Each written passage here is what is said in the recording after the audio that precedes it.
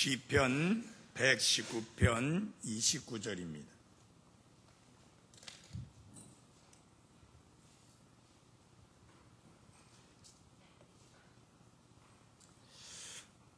거짓된 길을 내게서 제거하시고 주의 법을 내게 은혜로이 베푸소서. 내가 진리의 길을 택하고 주의 판단들을 내 앞에 두었나이다. 내가 주의 증언들을 굳게 지켰사오니 오 주여 내가 수치를 당하지 않게 하소서. 주께서 내 마음을 넓히시오면 내가 주의 명령들의 길로 달려가리이다. 아멘. 기도하겠습니다.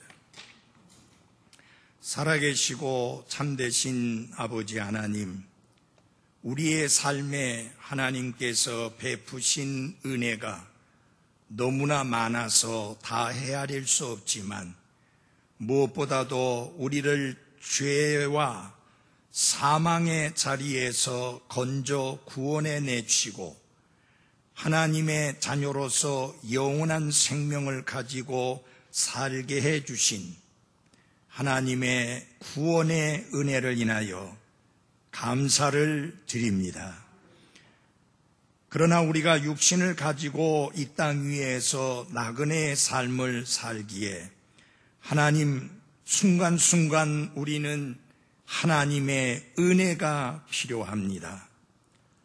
하나님 아버지, 몸이 불편하고 아픈 곳이 많은 분들, 하나님께서 은혜를 베푸셔서 그 아픔에서 벗어날 수 있게 해 주시고, 만약 벗어날 수 없는 질병이라면 감당할 수 있는 기쁨과 감사와 믿음을 더해 주옵소서.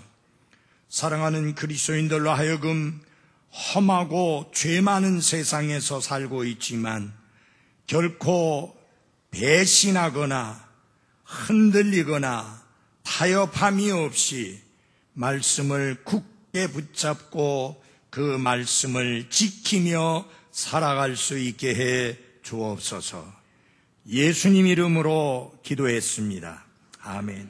앉아주시기 바랍니다. 사람들은 이 땅에 살고 있는 사람들을 분류할 때 다양한 방법으로 분류를 합니다. 얼굴, 피부 색깔에 의해서 분류를 하면서 백인종, 흑인종, 황인종 이런 식으로 분류를 합니다. 그런가 하면 그들이 살고 있는 대륙에 의해서 아시아 사람, 유럽 사람, 아메리카 사람 이런 식으로 또 구분을 합니다. 정말 속 터지는 것은 뭐냐? 있는 사람과 없는 사람으로 구분하는 겁니다. 그래서 부자와 가난한 자로 분류를 하면서 부자는 당당한 사람으로 그렇게 치부하고 가난한 사람은 뭔가 이 땅 위에서 불리한 삶을 살아가는 사람처럼 분류를 합니다. 배운 사람과 못 배운 사람으로 분류하기도 하고 잘생긴 사람과 못생긴 사람으로 분류하기도 합니다. 그러나 이것은 사람들이 분류하는 분류 방법이지 하나님의 방법은 아닙니다. 하나님은 오직 두 부류의 사람으로 구분을 하십니다. 하나는 구원받아서 놀라운 날이었네. 영원히 못 잊을 날. 하늘의 영광이 내 마음속에서 차고 넘친다고 노래할 수 있는 구원받은 사람과 그리고 영원한 지옥 형벌을 받을 수밖에 없는 구원받지 못한 사람으로 구분을 하십니다.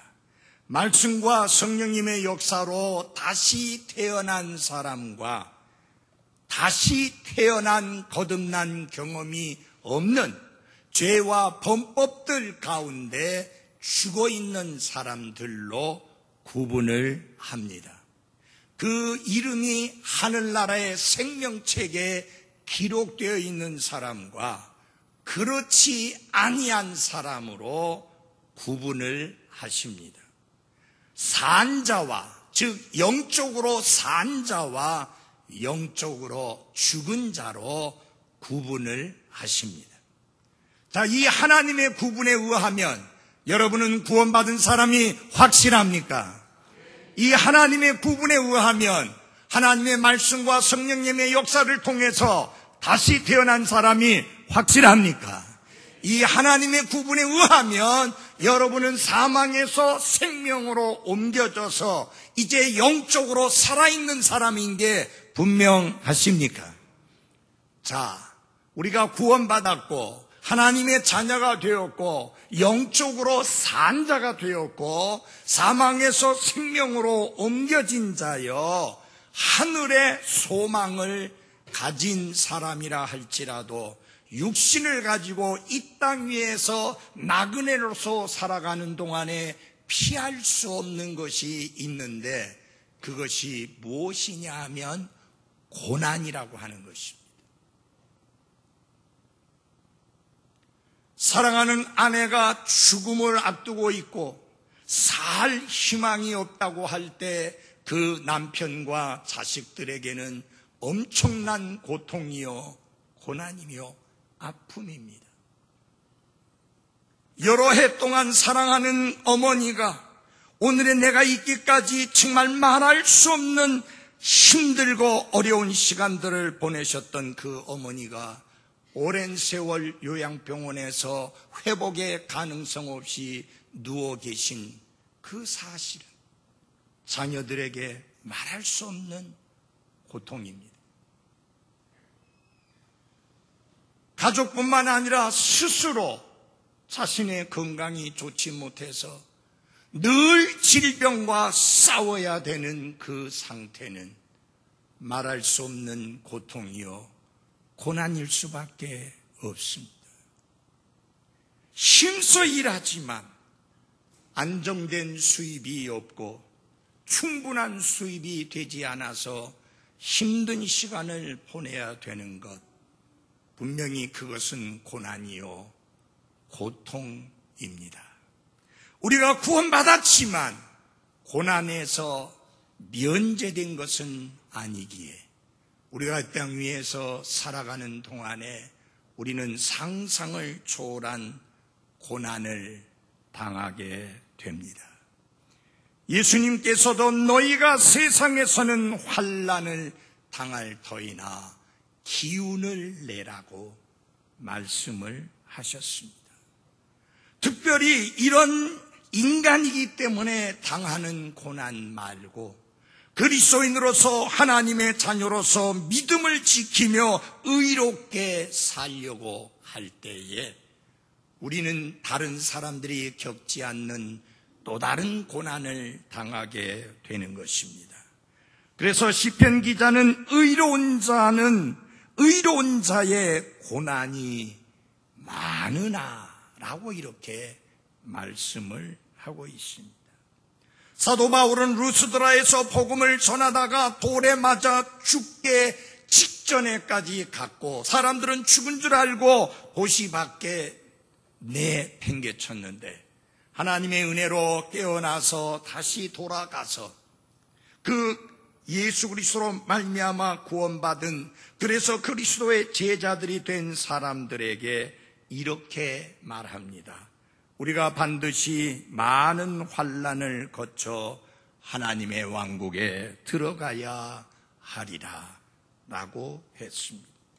사도 바울은 말할 수 없는 시련을 겪고 있는 그리스도인, 그들의 믿음으로 인하여 말할 수 없는 고통스러운 시련을 겪고 있는 그리스도인들에게 사랑하는 자들아 너희를 시련하고 오는 불같은 시련에 관하여는 마치 이상한 일이 너희에게 일어난 것 같이 이상히 여기지 말고 오히려 너희가 그리스도의 고난에 참여하는 자가 되었으므로 기뻐하라. 이것은 그분의 영광이 드러날 때에 너희가 넘치는 기쁨으로 또한 즐거워하게 하려 함이니라고 권면했습니다. 그리고 디모데후서 3장 12절에서는 참으로 그리스도 예수님 안에서 하나님의 뜻대로 살고자 하는 모든 자는 핍박을 받을 터이나 라고 말씀을 했습니다. 고난은 이상한 것이 아니라 예상되는 것입니다. 우리의 그리스도인의 길은 결코 순탄치만은 않습니다. 오히려 오직 주님께 우리 자신을 헌신하면 헌신할수록 우리는 더욱 고난을 받게 되는 경우들이 있습니다. 초대교회의 그리스도인들이 그러했습니다. 여인들은 자기들의 죽은 자를 다시 살려서 받기도 하며 다른 이들은 고문을 당하되 더 좋은 부활을 얻으려고 구출받기를 원치 아니하였으며 또 다른 이들은 심한 조롱과 채찍질 뿐 아니라 참으로 또한 결박과 옥에 갇히는 시련도 겪었으며 돌로 맞기도 하고 톱으로 잘리기도 하며 시험을 받기도 하고 칼로 죽임을 당하기도 하며 양가죽과 염소가죽을 입고 떠돌아다니며 궁핍과 고난과 고통을 당하였으니 세상은 이런 사람들에게 합당치 아니하였느니라. 그들이 사막과 산과 동굴과 땅굴에서 떠돌아다녔느니라.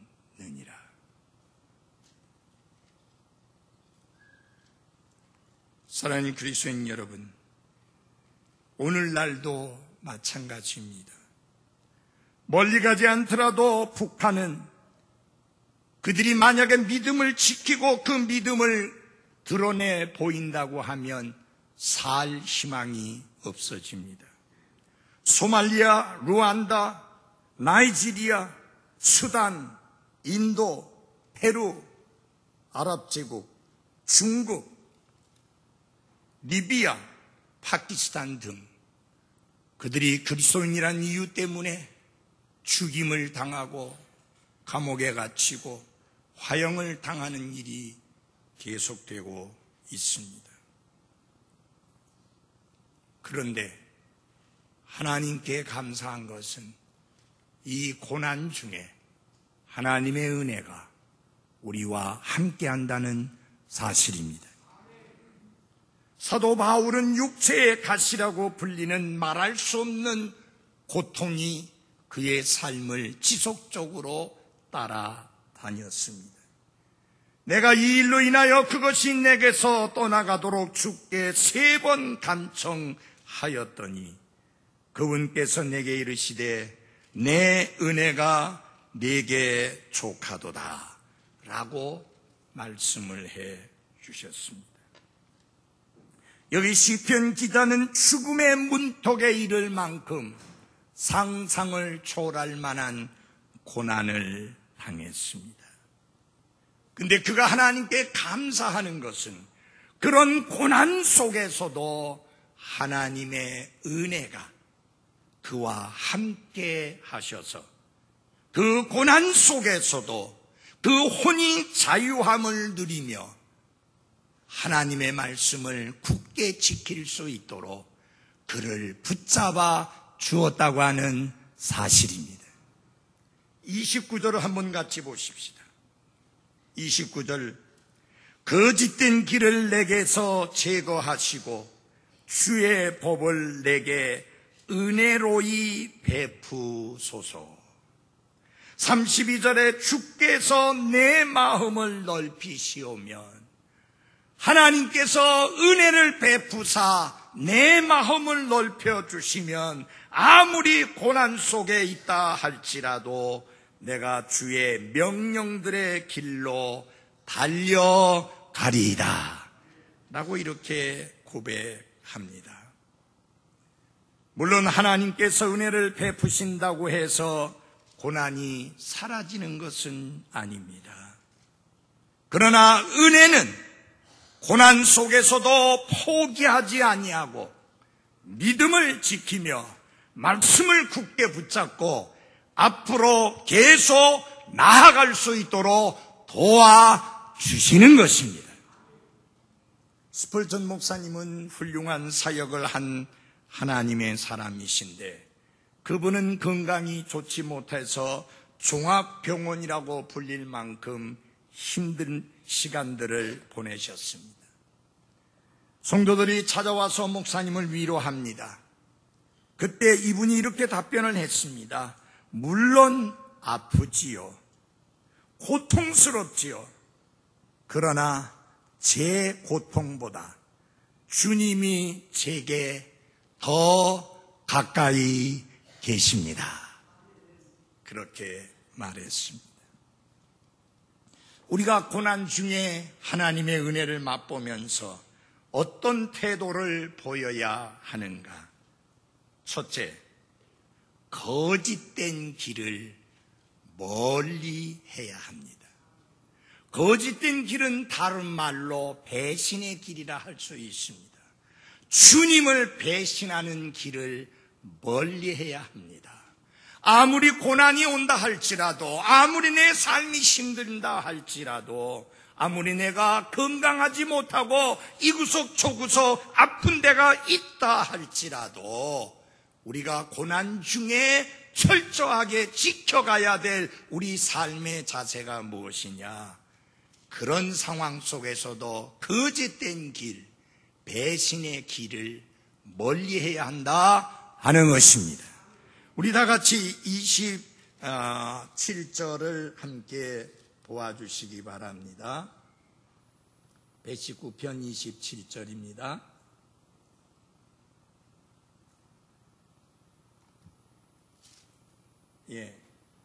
함께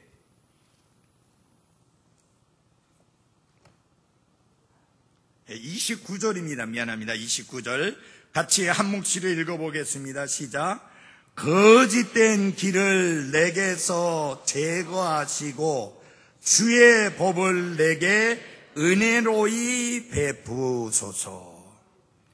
여기 시편 기자는 고난 중에 있을 때, 그래서 정말로 거의 죽을 정도라고 할 정도로 힘든 상황 속에 있을 때 그가 하나님께 기도한 것은 무엇이냐? 아무리 고난이 힘들고 어렵다 할지라도 내가 거짓된 길, 배신자의 길을 걷지 않게 은혜를 베풀어 달라고 기도하고 있습니다. 그러면서 주의 법을 내게 은혜로이 베푸소서. 내가 고난 중에 거짓을 행하지 아니하고 고난 중에 거짓의 길, 배신의 길을 걸어가지 않을 수 있는 비결이 무엇이냐? 주의 법, 곧 하나님의 말씀입니다. 그 하나님의 말씀을 우리 마음속에 품으면 우리의 내면이 진리를 품게 되고, 진리를 품게 될 때에 우리는 어떤 고난 속에서도 성실함과 신실함으로 주님을 섬기게 될 뿐만 아니라 정직함으로 거짓을 멀리할 수 있는 힘을 얻게 되는 것입니다. 거짓된 길을 내게서 제거하시고 그가 고난에서 스스로 벗어나기 위하여 그 어떤 합당치 않은 수단도 사용하지 않도록 막아달라고 하는 그런 기도를 하고 있습니다. 사랑하는 여러분, 힘들고 어려울 때, 고난을 당할 때에 꼭 기도해야 되는 것은 무엇이냐면은 이 고난으로 인하여 내가 배신의 길, 거짓의 길을 걷지 아니하도록 하나님의 말씀을 내게 은혜로 베풀어 달라고 기도하셔야 합니다. 다윗은 곤경에 처하게 되자 제사장 아히멜렉을 속였습니다. 그리고 가드왕 아기스를 속였습니다. 그는 믿음의 용사였던 사람입니다. 그러나 그가 곤경에 처하게 되자 그는 거짓말을 해서 거짓의 길을 선택한 것입니다. 사랑하는 그리스도인 여러분, 아무리 믿음의 용사라 할지라도 그 상황 속에서 하나님의 은혜를 구하며 말씀을 붙들지 않는다면 우리 또한 거짓의 길, 배신의 길을 선택할 수 있는 위험이 있다라고 하는 사실입니다. 사람은 큰 공경에 처하게 되면 거짓말을 선의의 거짓말이라고 그렇게 포장하거나 어쩔 수 없는 상황이라고 자기 자신을 변명하거나 하나님의 말씀을 등지고 돌아서는 그런 유혹에 빠질 수 있는 위험이 있다라고 하는 사실입니다. 그래서 시편 기자는 하나님께서 그와 같은 죄에 빠져드는 것을 막아주시어서 거짓말이 자신의 삶의 습관이 되지 않게 해달라고 기도하고 있습니다. 사랑하는 그리스도인 여러분이요, 아무리 시련이 있고 아무리 아픔이 있고 아무리 고통이 있고 아무리 힘든 상황이 계속된다 할지라도 하나님 앞에서 거짓의 길, 배신의 길을 걷지 않도록 해달라고 기도하는 성도들이 되시기를 바랍니다. 두 번째로, 우리는 고난 중에 적극적으로 진리의 길을 택해야만 합니다. 30절을 다 같이 읽어보겠습니다. 30절입니다. 같이 읽어보겠습니다. 시작. 내가 진리의 길을 택하고 주의 판단들을 내 앞에 두었나이다. 시편 기자는 자신이 거짓된 길, 배신의 길, 배반의 길을 걷지 아니하도록 그것을 제거해달라고 기도하는 것만으로 끝난 것이 아니라 이제는 그가 적극적으로 진리의 길을 택해서 그 길을 걷겠다고 고백하고 있는 것을 볼 수 있습니다. 사랑하는 그리스도인 여러분들이요, 우리가 거짓과 배신과 배반을 멀리해야 될 뿐만 아니라 나아가서 적극적으로 우리는 진리의 길을 선택해야 하는 것입니다.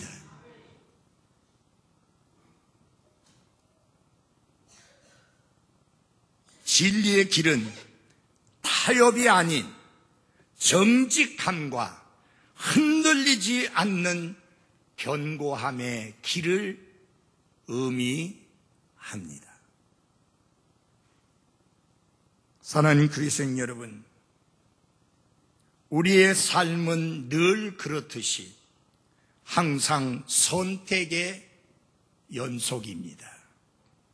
작은 선택에서부터 큰 선택에 이르기까지 우리의 삶은 지속적으로 선택하는 그런 삶을 살아갑니다. 이 선택에 있어서 중요한 것이 뭐냐? 먼저 하나님이 기뻐하지 않는 것을 거부하는 선택을 해야 합니다. 그래서 시편 기자는 거짓을 제거해달라고, 배신과 거짓의 길을 걷지 아니하게 해달라고 하나님의 은혜를 구했고, 그 다음에는 저는 이제 적극적으로 긍정적으로 진리의 길, 진리를 택하겠다고 고백하고 있는 것을 볼 수 있습니다. 사랑하는 그리스도인 여러분, 고난이 우리로 하여금 하나님께로, 말씀에게로 이끄는 방편이 되기를 바랍니다. 시편 기자는 내가 고난당하기 전에는 그릇 행하였는데 고난을 당함으로 말미암아 말씀으로 돌이키게 되었다라는 고백을 합니다. 사랑하는 그리스도인 여러분, 하나님이 고난 중에 은혜를 베푸셔서 그 고난을 통해서 나와 여러분의 믿음이 더 성장하고 성숙해지는 그리스도인이 되기를 바랍니다. 여러분, 우리 하나님은 고난 중에 무엇을 베푸시는 분이라고요? 은혜를 베푸시는 분이다. 하나님의 은혜가 아니면 고난 중에 우리가 믿음을 지킬 수 없습니다. 하나님의 은혜가 아니면 하나님이 기뻐하시는 진리를 선택해서 그 진리의 길을 갈 수가 없습니다. 우리가 결단력 있는 사람이라서, 의지가 강한 사람이라서, 한 번 한다면 하는 사람이라서 진리를 선택하고 하나님이 기뻐 받으실 만한 삶을 사는 게 아니라, 고난 속에서도 믿음을 지키며 진리를 선택하며 하나님이 기뻐 받으실 만한 삶을 살 수 있는 그것은 전적으로 하나님의 은혜입니다. 사도 바울은 내가 다른 사도들보다 훨씬 더 많이 수고했다. 내가 옥에 갇히기도 여러 번 했고 죽을 뻔한 고비도 여러 번 넘겼다. 그런데 그 모든 것을 가능하게 하셔서 오늘의 내가 되게 한 것은 하나님의 은혜라고 고백했습니다.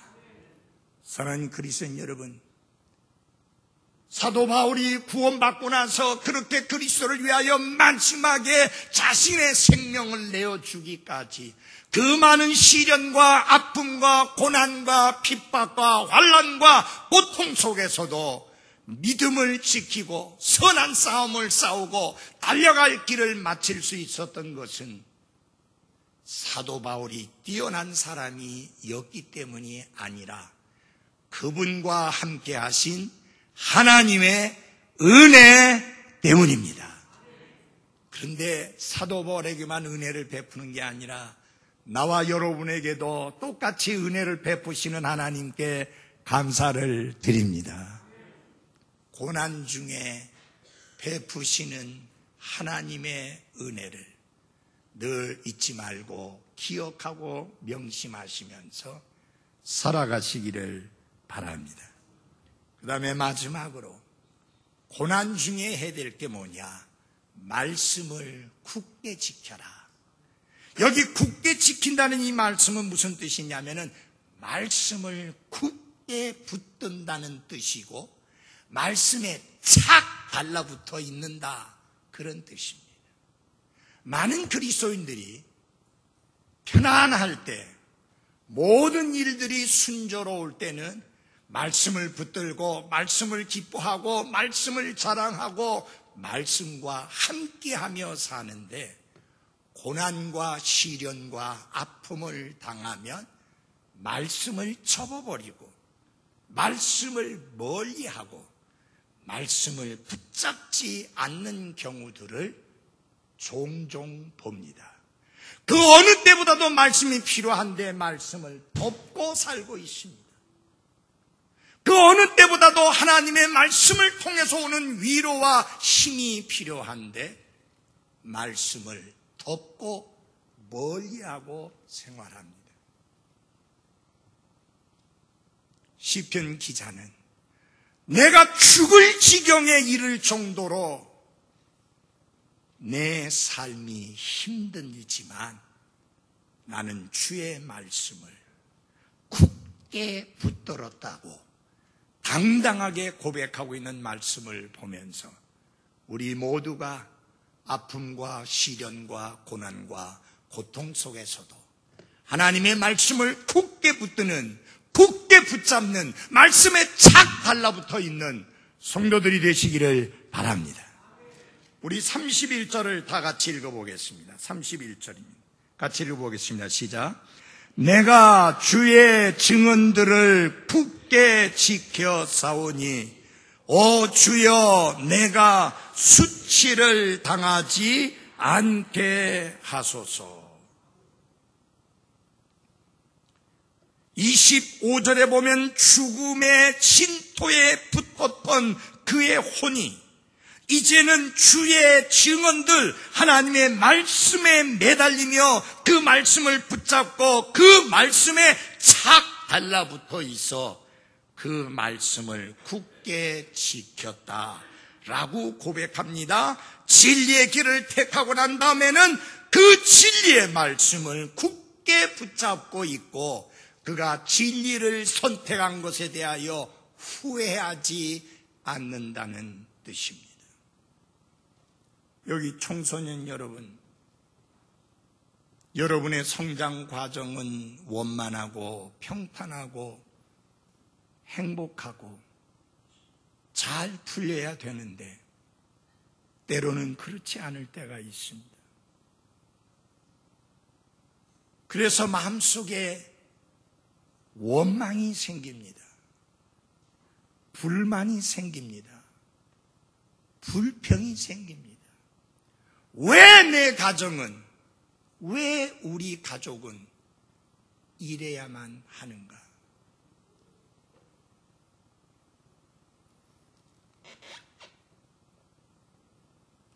그러나 제가 하나님의 사람이기에 하나님의 말씀으로 권면드립니다. 그런 때라도 진리의 말씀을 택하시기를 바랍니다. 그리고 그 진리의 말씀을 택할 뿐만 아니라 그 말씀에 착 달라붙어 있어 그 말씀을 굳게 붙잡고 그 말씀을 지키며 살아가기를 바랍니다. 모든 사람이 내게 친절하지 않습니다. 때로는 그리스도인이라 하도 그랬습니다. D.L. 무디가 구원받고 나서 너무 기쁨이 차고 넘쳐서 주의 사역을 하고 싶어서 교회에 찾아가서 내가 주일학생들을 가르치고 싶습니다. 주일학생들을 가르칠 수 있도록 저에게 반을 맡겨주십시오 라고 했습니다.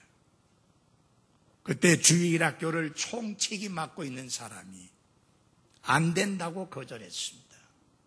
그 이유는 그가 너무나 못 배운 무식한 사람이기 때문이었습니다. 그는 초등학교도 제대로 졸업하지 못한 사람이었습니다. 그러니 초등학교도 졸업하지 않은 사람이 뭘 아이들을 가르친다고 하느냐? 단호하게 거절했습니다. 그렇다고 D.L. 무디는 포기하지 않았습니다. 그 마음속에 잃어버린 혼들을 향한 뜨거운 열정은 그 누구도 막을 수가 없었고 끌 수가 없었습니다. 그는 나가서 동네 아이들을 모아서 그들에게 예수 그리스도와 그분을 통한 구원과 하나님의 말씀을 가르치기 시작했습니다. 여러분, 그 아이들 숫자가 1000명이 넘게 됐습니다. 근데 D.L. 무디는 혼자서 그 아이들을 가르쳤습니다. 어떻게 해서 가능했는가?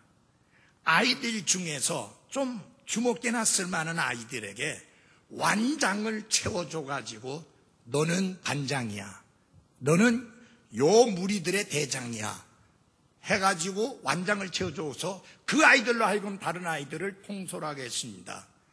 이 아이들이 다른 애들이 떠들거나 장난치면 눈만 한번 부리리면 됩니다.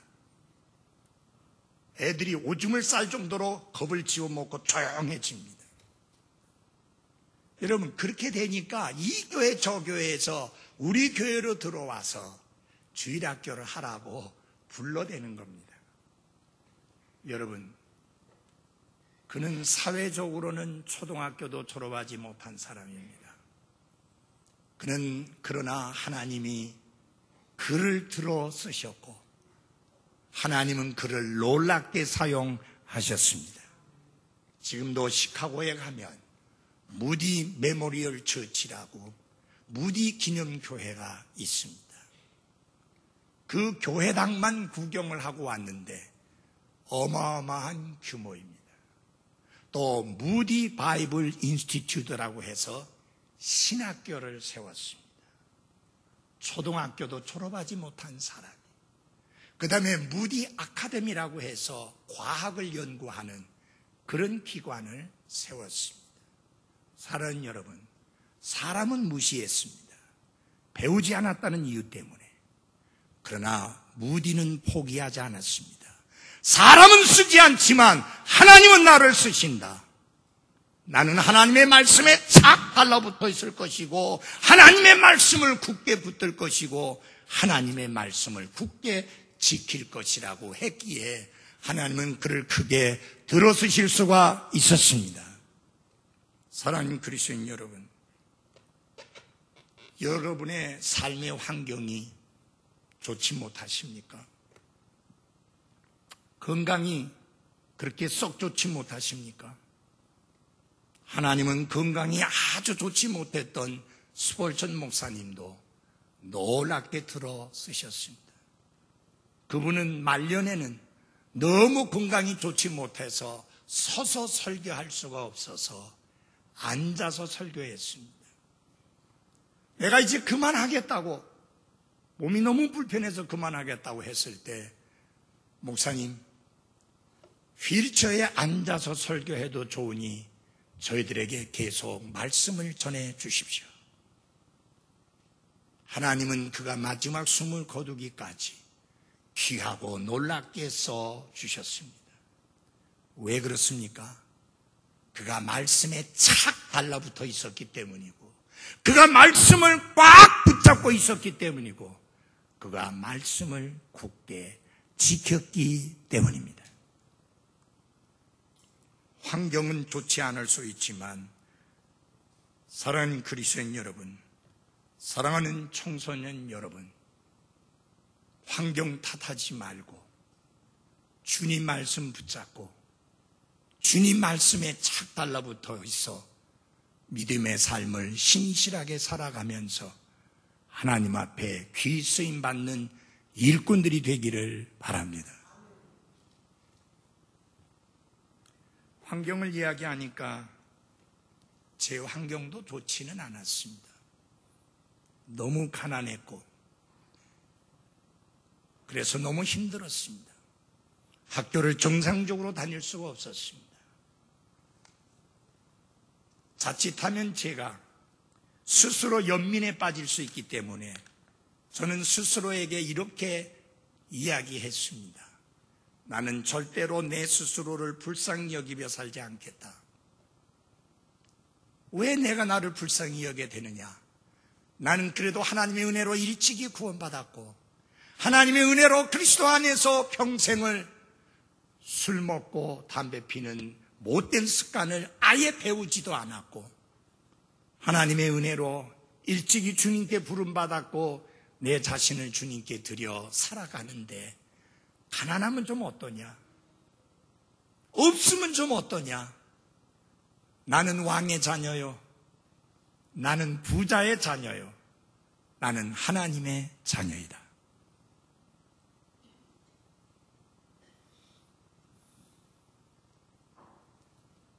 늘 잊지 마십시오. 보이는 것만이 전부가 아닙니다. 항상 보이지 않는 것은 훨씬 더 귀하고 소중합니다. 하늘에 우리의 보물을 쌓아두었는데 물론 눈에는 보이지 않지만 분명히 우리는 하늘에 보물을 쌓아두고 있습니다. 하나님의 왕국은 우리 눈으로 보이지 않지만 분명히 우리는 하나님의 왕국에 들어갑니다. 눈으로 보이지는 않지만 손으로 만질 수는 없지만 예수님은 구원자여 주님으로서 내 안에 나와 함께 살아 계십니다. 그분은 내 안에서 일하시고 역사하십니다. 그 예수님이 여러분에게 위로가 되지 않는다면 그 무엇이 위로가 되겠습니까? 예수님이 여러분에게 기쁨이 되지 않는다면 그 무엇이 여러분에게 기쁨이 되겠습니까? 저는 지금 발이 퉁퉁 부은 상태에서 구두를 신을 수 없어서 슬리퍼를 신고 설교하고 있습니다.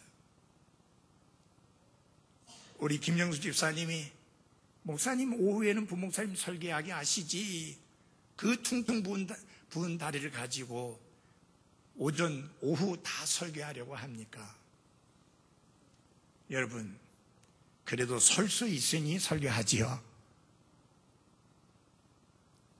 어떻게 보느냐가 중요합니다. 불편할 수 있고 아플 수 있고 병원에 갈 수 있고 치료받을 수 있습니다. 오늘 노정념 형제가 제 발가락을 보더니 깜짝 놀라요. 이렇게 서 있지만 저는 4발가락을 가지고 서 있지 5발까지 가지고 서 있는 게 아닙니다. 그래도 설 수 있는 거 감사해요. 걸을 수 있는 거 감사해요. 중요한 건 어떤 관점으로 보느냐. 잊지 마십시오. 나의 나 된 것은 하나님의 은혜로 된 것입니다. 내 남편이 무능력하다고 원망하지 마십시오. 내 자녀들이 정말 내가 원하는 대로 그렇게 잘 풀리지 않는다고 해서 자녀들을 닥달하지 마십시오. 뭐가 잘 되는 겁니까? 명문대 가는 게 잘 되는 겁니까? 뭐가 잘 되는 겁니까? 자식이 좋은 직장에 가는 게 잘 되는 겁니까? 그건 세상적으로 본 잘 되는 것이죠. 나는 내 자녀들이 잘 되는 것이 무엇이냐? 성경적으로 좀 알아야 합니다.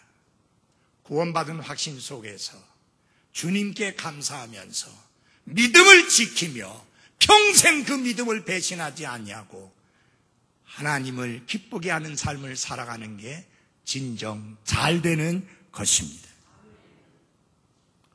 저는 김명정 형제를 볼 때마다 감사함이 있습니다. 삶이 녹록하지 않습니다. 그러나 어떤 어려움 속에서도 믿음을 지켜나가려고 하는 그 강한 의지와 그 강한 믿음을 보면서 내가 만약 김영재님의 삶이라면 과연 내가 그렇게 믿음을 지켰을 수 있을까? 내가 과연 오명자 자매 같은 환경이었다면 지금 이 예배 시간에 이곳에 와서 하나님께 영과 진리로 경배드리고 있을까 하는 생각을 해봅니다.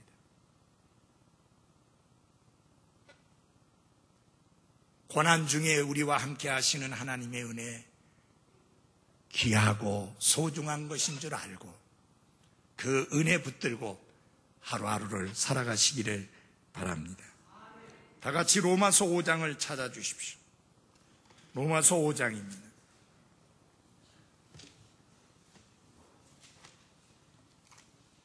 과연 고난은 우리에게 해로운 것이기만 한가요? 그렇지 않습니다. 로마서 5장에서 보겠습니다. 5장 2절입니다. 또 우리가 그분을 통해 지금 우리가 서 있는 이 은혜 안에 믿음으로 들어감을 얻었으며 하나님의 영광의 소망을 기뻐하느니라. 그리할 뿐 아니라 우리가 환난도 기뻐하나니 환난은 인내를, 인내는 체험을, 체험은 소망을 이루는 줄 우리가 아노라. 환난을 통해서 인내를 배웁니다. 인내를 통해서 주님과 함께 살아가는 삶이 얼마나 귀하고 복된 삶인가를 체험하게 됩니다. 그리고 환난을 통해서 우리에게 주신 소망이 얼마나 값지고 귀중한 것인가를 깨닫게 됩니다. 사랑하는 그리스도인 여러분, 고난 중에 하나님 은혜를 베푸십니다. 그러므로 거짓된 길을 멀리 하십시오. 그러므로 진리의 길을 선택하십시오. 그러므로 말씀을 굳게 지키며 말씀에 찰싹 달라붙어 생활하는 그리스도인들이 되시기를 바랍니다. 기도하겠습니다.